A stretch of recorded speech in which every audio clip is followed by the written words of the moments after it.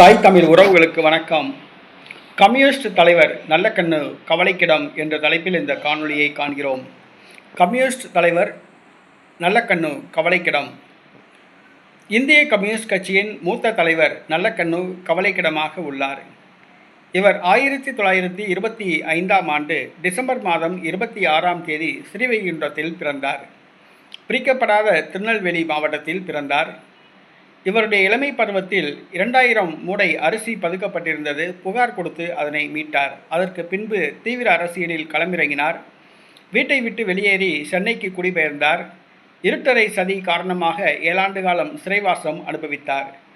இந்திய கம்யூனிஸ்ட் கட்சி தமிழ் மாநில செயலாளராக 13 ஆண்டு காலம் பதவி வகித்தார்.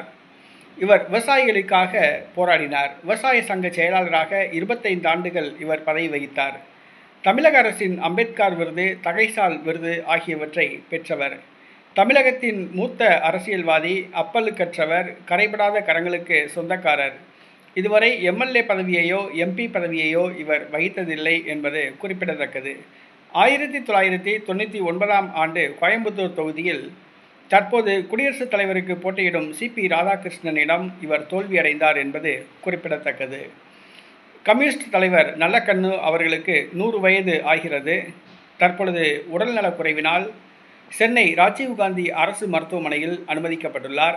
அவரது உடல்நிலை கவலைக்கிடம். நேற்று இரவு அவரது உடல்நிலை மோசமானது. வெண்டிலேட்டர் உதவியுடன் அவருக்கு சிகிச்சை அளிக்கப்படுகிறது.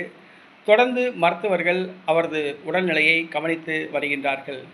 கம்யூனிஸ்ட் கட்சியின் மூத்த தலைவர் நல்லக்கண்ணு உடல்நிலை கவலைக்கிடமாக இருப்பது கம்யூனிஸ்ட் கட்சி தொண்டர்கள் மத்தியில் சோகத்தை ஏற்படுத்தியுள்ளது.